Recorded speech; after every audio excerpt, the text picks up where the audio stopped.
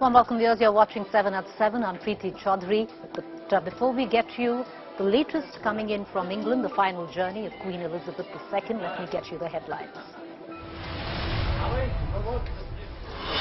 Big political fight in Punjab over reports of Bhagwant Mann being deplaned in Frankfurt. Congress seeks inquiry from Civil Aviation Ministry. Akali say Punjabis have been shamed. Jacqueline Fernandez being grilled for the second time by the Delhi cops. She's being questioned about gifts she received from conman Sukesh Chandrasekhar.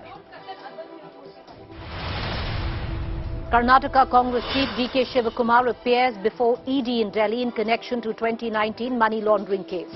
Congress claims witch hunt in midst of Bharat Jodo Yatra. The Bharat Jodo Yatra divides Congress. Open blame game between DK and Sidda faction. War over Congress's arranged crowds diktat. DKS claims Sidda camp not cooperating. As the world assembles in the United Kingdom for the Queen's funeral, communal clashes break out in Leicester. Saffron flag outside temple torn by mob, third such instance since August the 28th.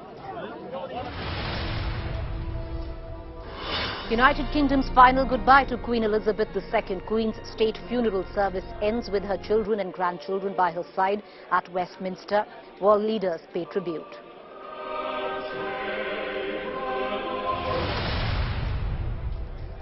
The Bengal governor's bizarre limelight hogging act. Governor Laganesha pushes Duran Cup winner Sunil Chhetri in desperate bid to get into a photograph frame.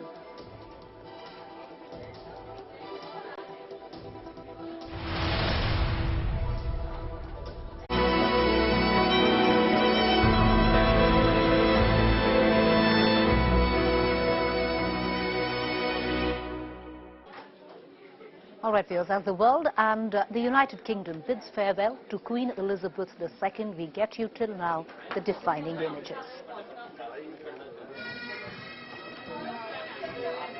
The Queen's coffin was borne in a procession to Westminster Abbey on the state gun carriage, just like it was for her father, King George VI,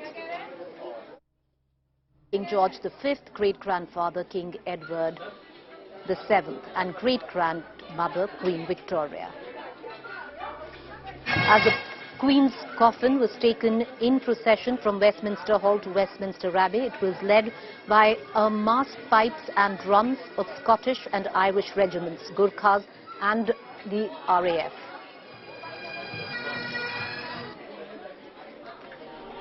At the King's request, the wreath over the Queen's coffin contained foliage of rosemary, English oak and myrtle, and flowers in shades of gold, pink and deep burgundy, with touches of white cut from the gardens of the royal residence.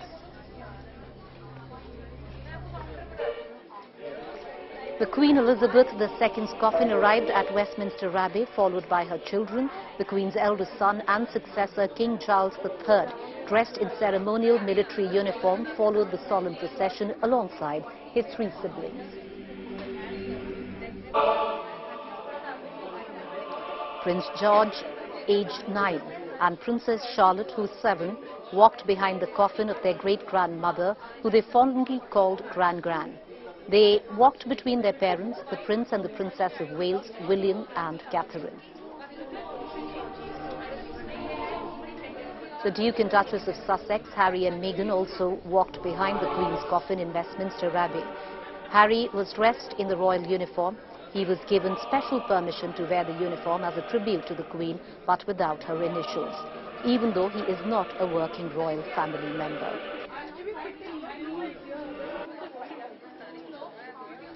The Princess of Wales wore the Queen's pearl choker and drop earrings as she arrived at Westminster Abbey with her children, Prince George and Princess Charlotte. Catherine has been wearing jewels and brooches of the Queen in almost all her public appearances since the death of the Queen.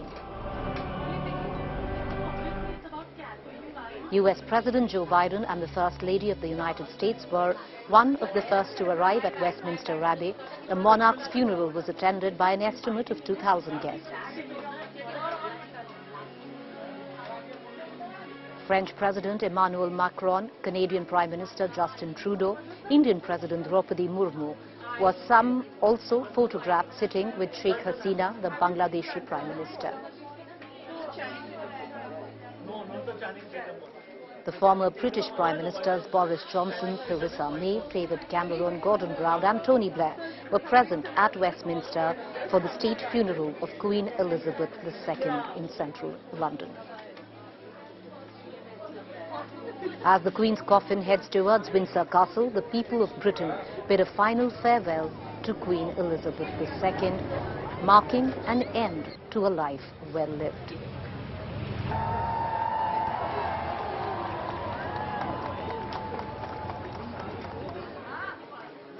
All right, viewers, let's take you now to the funeral procession. These are live visuals that we are getting in as Queen Elizabeth II state funeral, which will be held at Westminster Abbey. Now, this marks what you see on your television screen, the end of 10 days of national mourning for Britain's longest reigning monarch. And these are visuals that are filtering in viewers. Live visuals that we are getting in from London as United Kingdom bids a final farewell, a goodbye to Queen Elizabeth II. There were 10 days of mourning, and these visuals right now coming through. The Queen's state funeral service ends today with her children, her grandchildren by her side at Westminster, and many world leaders, over 2,000 people in attendance. I want to cut across my colleague Jonathan, who's joining us live with the latest updates and details. Jonathan, it's over to you. What are we witnessing right now?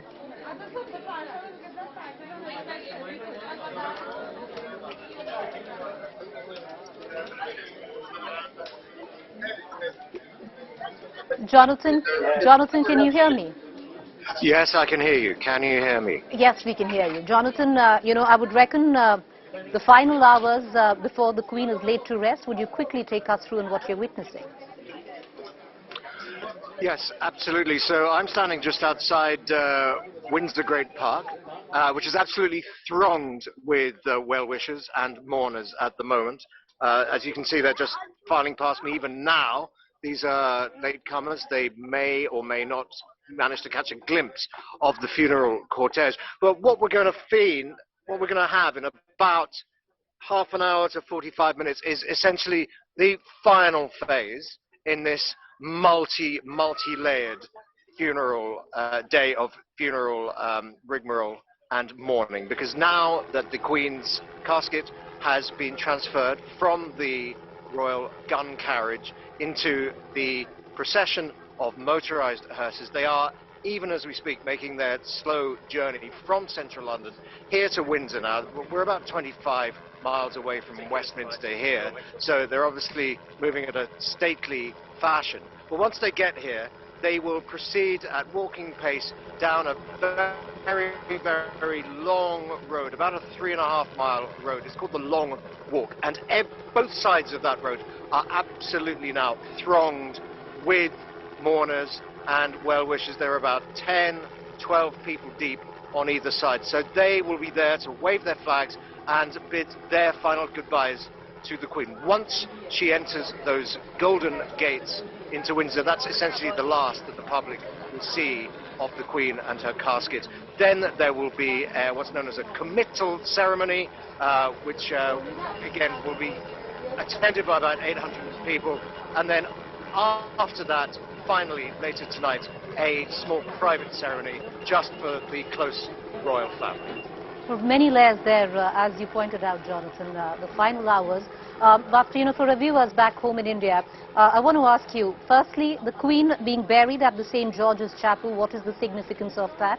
And post the burial, I reckon for the next 1 week, Britain is in mourning.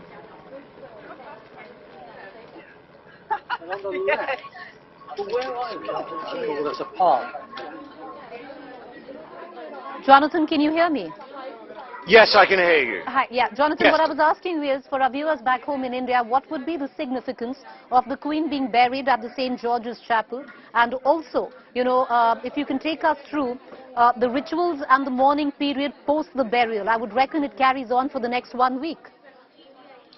Yes, that's right. Well, the significance is enormous for many reasons. Firstly and foremost, the Windsor Castle, which is well over 800 years old, has essentially been the seat of power, the throne, if you like, for British monarchs for well over half a millennium, going way back past the Middle Ages. So for that reason, almost alone, it's incumbent upon the royal family to lay their ancestors to rest there. But also, very personally, of course, this is also where not only Prince Philip, the former Duke of Edinburgh, the Queen's sadly departed husband, who passed away last year, is already buried, but also her two parents in this tiny little chapel, the King George Chapel, within Windsor Castle itself.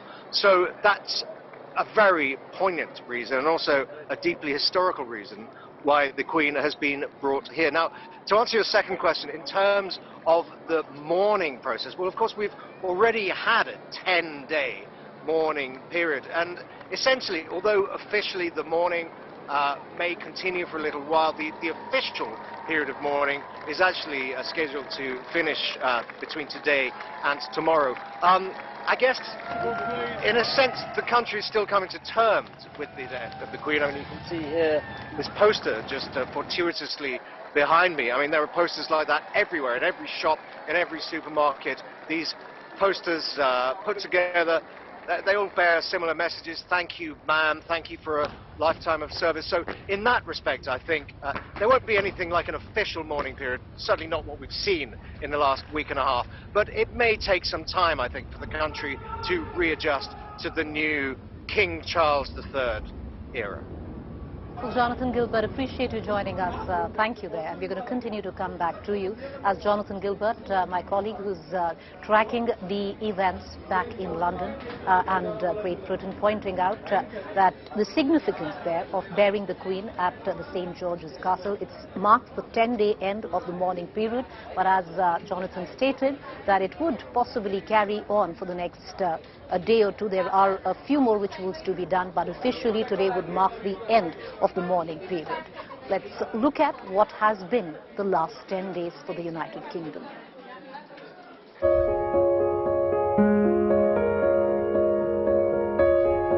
Elizabeth Alexandra Mary was the firstborn of then Duke and Duchess of York. Born 21st April 1926. She was royalty, but was not in the direct line of accession. 10 years late, her father acceded the throne upon the abdication of King Edward VIII. 10-year-old Elizabeth became their heir presumptive. She was given private education at home and public duties to perform. Her every move was designed to prepare her to become a sovereign in the future. That was her adolescence. During the Second World War, she served in the Auxiliary Territorial Services. For you all, that my whole life, whether it be long or short, shall be devoted to your service and to the service of our great imperial family to which we all belong. Right as the war ended at the age of 21, Princess Elizabeth married Prince Philip in November 1947. Their 7-decade-old marriage is the testimony of changing fortunes of the United Kingdom and its royals. The tragic news reached Princess Elizabeth and her husband while in Kenya, and the new Queen left immediately for London. Less than 5 years after her marriage in February 1952, King George VI passed away, and Princess Elizabeth, by then a mother of 2, became the Queen Regnant.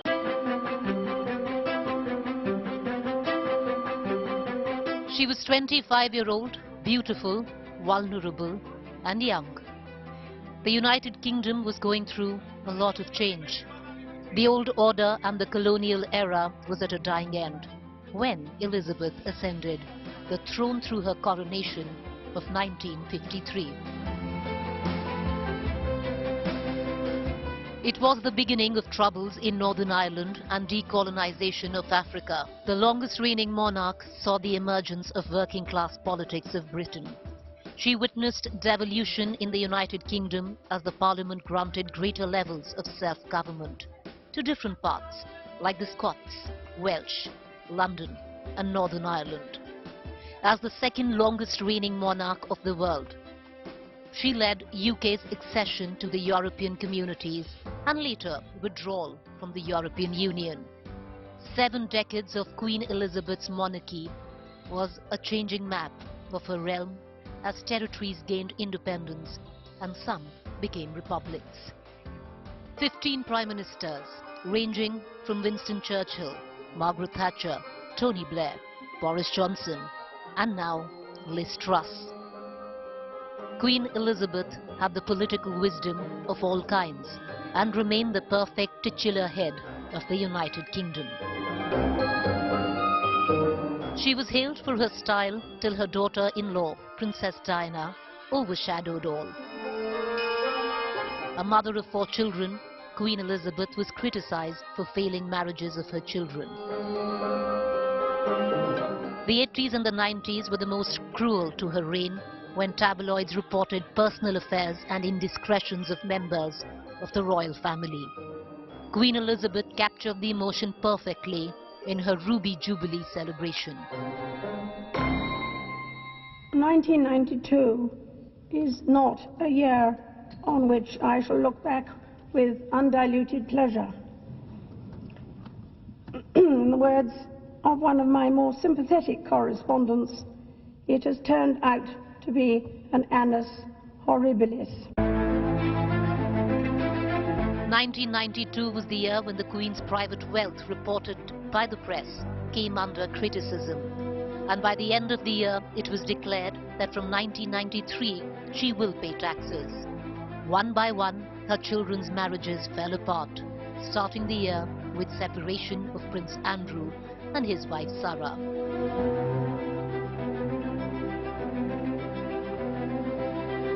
And ending it with the famous separation of Prince Charles and Diana. Angry protesters threw eggs at the Queen in Dresden during her state visit to Germany, and a large fire broke out at the Windsor Castle. 1992 was the year that made her reign look disintegrated at every step. And then came the dreadful blow of Diana's death in the car accident of 1997.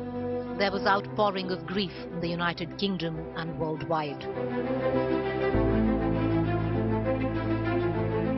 The royal family and the Queen in particular was criticized for their silence and seclusion, the failure to fly the flag at half-mast over Buckingham Palace.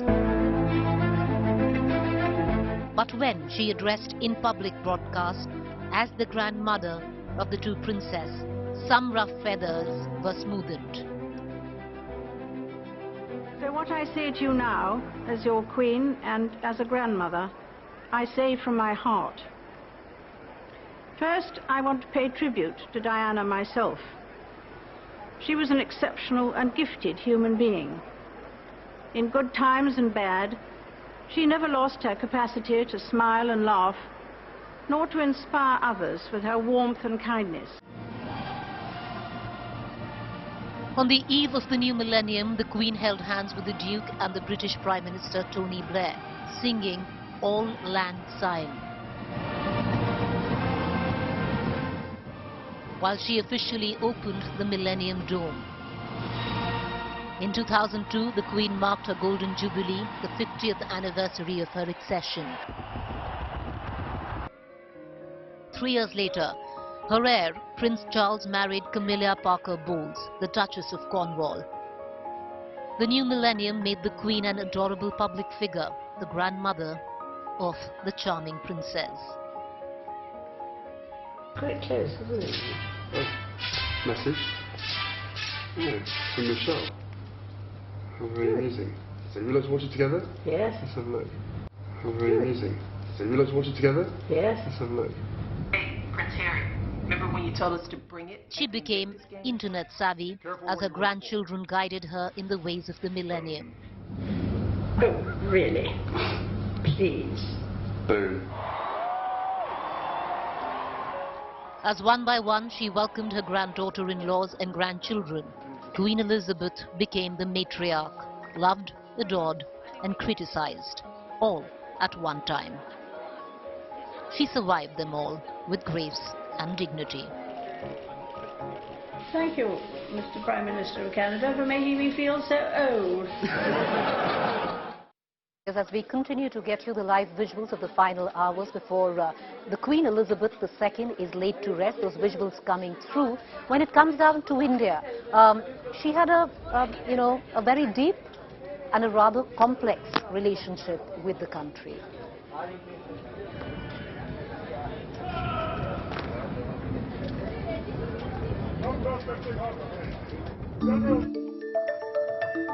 The world's longest reigning monarch had a deep connect with India.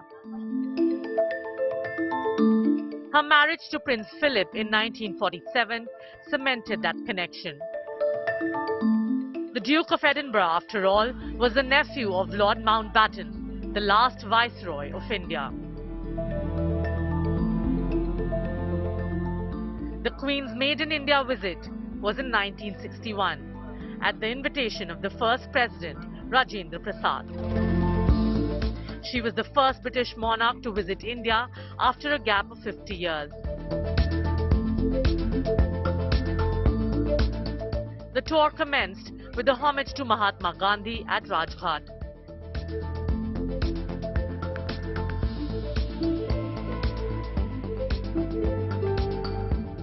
Then, to mark Republic Day, the Queen held an address at Rajpath, now known as Kartavya Path, overlooked by then Prime Minister Jawaharlal Nehru. But not just the national capital, the Queen and the Duke of Edinburgh witnessed India's rich royal history across Agra and Jaipur.